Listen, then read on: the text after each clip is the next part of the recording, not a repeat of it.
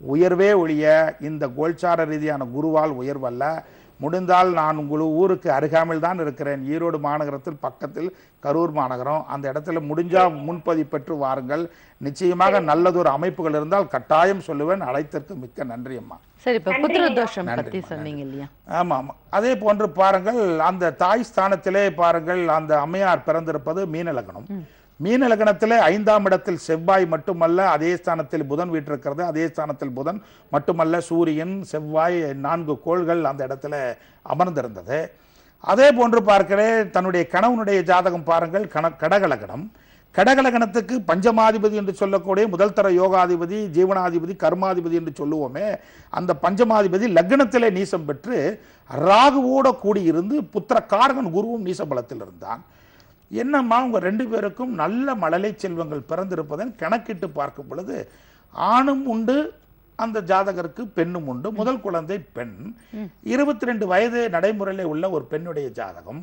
அவர்கள் மருத்துவ ரீதியாக நல்ல சிறப்புக்குரியவராக தேர்ச்சி பெற்றிருக்கிறார்.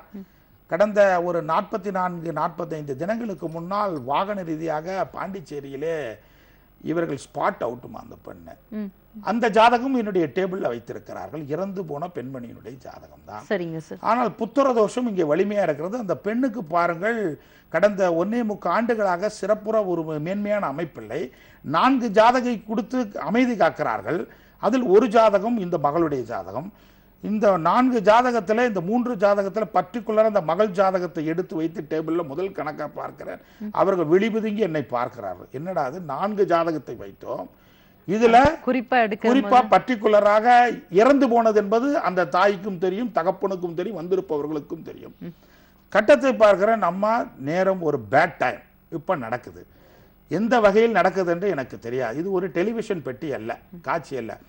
1.25 ஆண்டுகளாகவே ஒரு மிகப்பெரிய ஒரு மைனஸான பீரியட் இந்த ஜாதகத்துக்கு.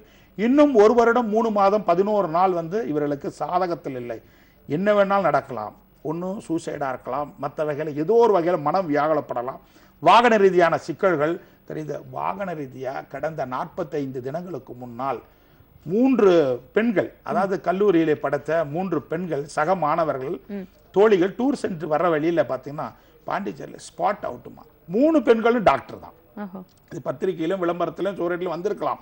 ஆனால் இருந்தாலும் இந்த ஜாதகத்தில், இந்த பெண் ஜாதகத்தில் தவறு ஒரு புறத்தில் இருந்தாலும், மறுபுறத்திலே பார்த்தால் அந்த தாய் ஸ்தானத்திலையும் தகப்பன் ஸ்தானத்திலும் புத்திரதோஷம் இல்லாமல் இப்படிப்பட்ட ஒரு துர்மரணமோ இல்லை ஒரு அவமானமோ ஒரு நிந்தனையோ ஒரு களங்கங்களோ ஒரு ஜாதகத்தில் நிலவ வேண்டும் என்றால் தன்னுடைய ஜாதகத்தில் இல்லாத குழந்தை ஜாதகத்தில் வராது.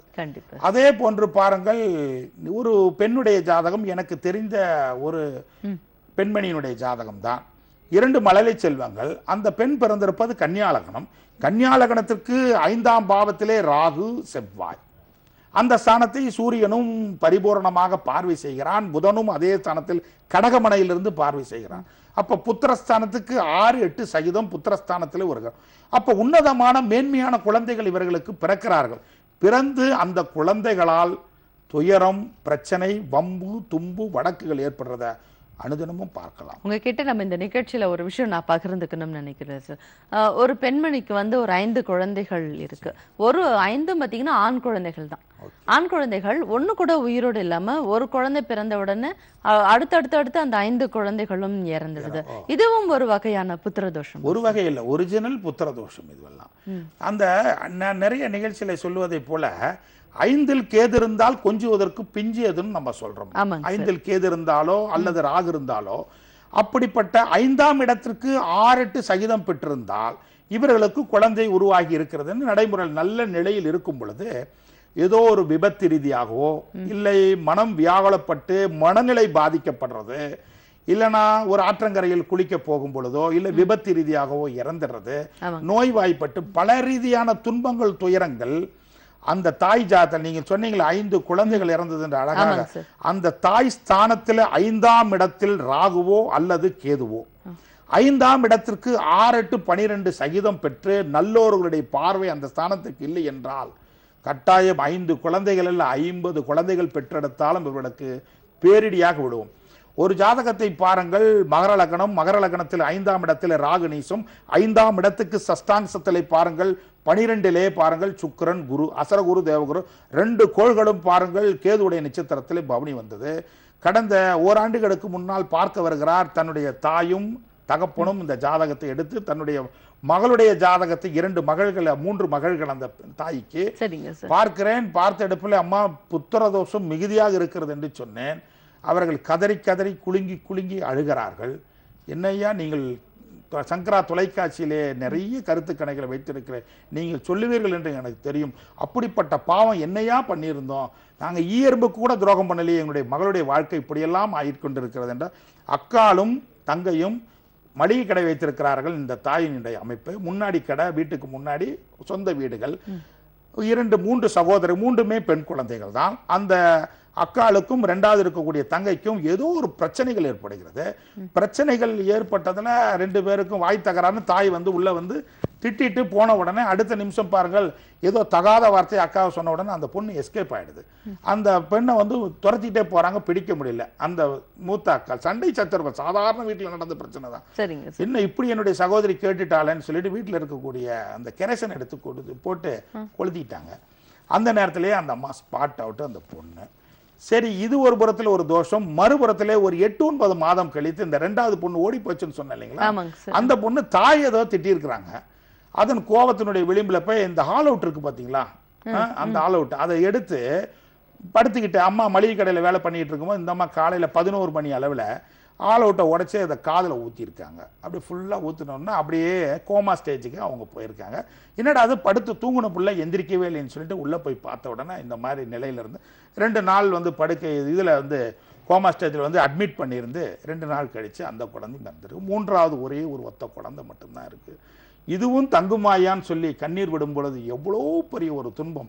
அப்ப தாய் ஜாதகத்துல வராத இங்க வராது. நிகழ்ச்சியினுடைய இறுதி பகுதியில் இருக்கும் எத்தனையோ புத்திரதோஷ சம்பந்தப்பட்ட அமைப்புகள் நான் சொல்ல வந்திருந்தாலும் மீண்டும் அடுத்த வாரம் இதே வியாழக்கிழமை காலை சங்கரா தொலைக்காட்சியிலே 10லிருந்து 10:30 மணி தொடர்பு கொண்ட நிறைய ஜோதிட கணக்கு கணக்குகளை எடுத்து வைக்கிறேன் என்று சொல்லி, அது மட்டும் இல்லாமல் பெங்களூர் பார்த்தீங்கன்னா வருகிற 12ஆம் தேதி பெங்களூர் 1 டே விசிட் பண்ணுறேனுங்க. முன்பதிவு பெற்றுக்கொள்ளலாம். அது மட்டும் என்னை பார்க்க வரக்கூடியவர்கள் ஒவ்வொரு வாரம் சென்னையில் பார்த்தீங்கன்னா செவ்வாய், புதன், வியாழன் 3 தினங்கள் அங்கே இருப்பனுங்க. அது மட்டும் இல்லாமல் கரூர்லேயும் என்னுடைய அலுவலகம் இருக்குது. வெள்ளி, சனி, ஞாயிறு, திங்கள் 4 தினங்கள் கரூர் அலுவலகத்தில் இருப்போம். மீண்டும் அடுத்த வாரம் வியாழக்கிழமை காலை 10லிருந்து 10:30 மணி தொடர்பு கொண்டு நிறைய ஜோதிட கணைகளை வைக்கிறேன் என்று வாய்ப்புக்கு நன்றி கூறி விடைபெறுகிறேன். நன்றி, வணக்கம். மிக்க நன்றி. நன்றிம்மா. ஐயா ரொம்ப அழகா தெல்ல தெளிவா இன்னைக்கு திருமண தோஷம் பத்தியும் புத்திர தோஷம் பத்தியும் எடுத்து சொன்னாங்க. உங்களுக்கும் நிறைய ஜோதிடங்கள்ல சரி ஜாதக ரீதியாக எந்த வகை தோஷமாக இருந்தாலும் என்னைக்கு நீங்க முன்பதிவு பெற்று நீங்க ஐயாவை சந்திக்கலாம். சென்னையில திருவான்மியூர்லும் இருக்காங்க, அதே மாதிரி கரூர்லயும் ஐயாவுடைய ஜோதிட அலுவலகம் இருக்கு, ஆதவன் ஜோதிட மையம். இந்த ஜோதிட அலுவலகத்தின் தொடர்பு கொண்டு உங்களுடைய எதிர்கால பலனை பத்தி நீங்க கேட்டு தெரிஞ்சுக்கலாம். மீண்டும் அடுத்த நிகழ்ச்சியில் உங்களை சந்திக்கிறேன். நன்றி, வணக்கம்.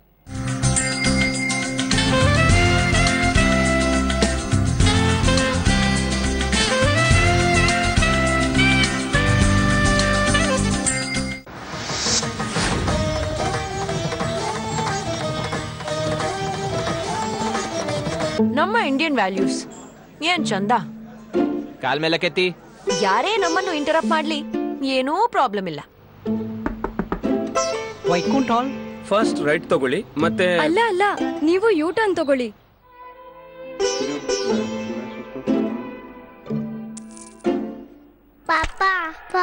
ಒಂದ್ ನಿಮಿಷ. ಆದ್ರೆ ಟಿವಿ ನೋಡುವಾಗ ಏನಾಗ್ಬಿಡುತ್ತೆ ಇಂಡಿಯನ್ ವ್ಯಾಲ್ಯೂಸ್ಗೆ?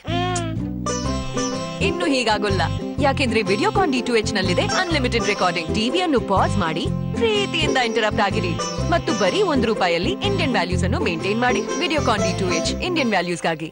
जय शंकर हर हर शंकर, जय जय शंकर हर हर शंकर, जय हर शंकर हर हर शंकर. ಶ್ರೀ ಕಾಂಚಿ ಕಾಮಕೋಟಿ ಪೀಠಾಧಿಪತಿ ஜெகத்குரு ஸ்ரீ ஸ்ரீ ஸ்ரீ ஜெயேந்திர சரஸ்வதி சங்கராச்சாரிய மகாசுவாமிகள் தன் திருக்கரங்களால் நிறைவேற்றவுள்ள வியாச பூஜை விசேஷ நேரடி ஒளிபரப்பு காஞ்சிபுரத்திலிருந்து ஜூலை 31ஆம் தேதி வெள்ளிக்கிழமை காலை 8 மணி முதல் காணத் தவறாதீர்கள்.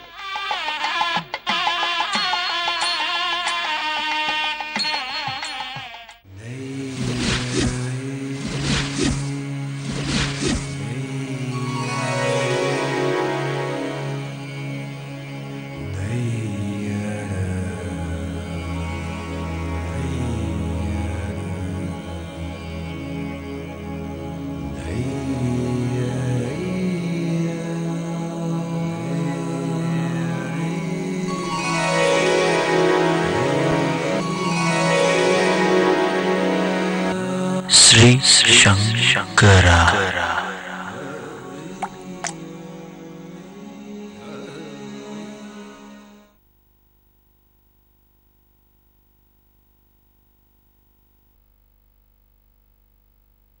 அனைவருக்கும் இனிய வணக்கம். இன்னைக்கு நம்ம ஹோமியோ கேர் இன்டர்நேஷனல் மருத்துவ நேரத்தில் பார்க்க போறது ஸ்பைனல் கார்டு அப்நார்மாலிட்டிஸ். இந்தியாவின் முதுகுத்தண்டு நம்மளோட இளைஞர்களை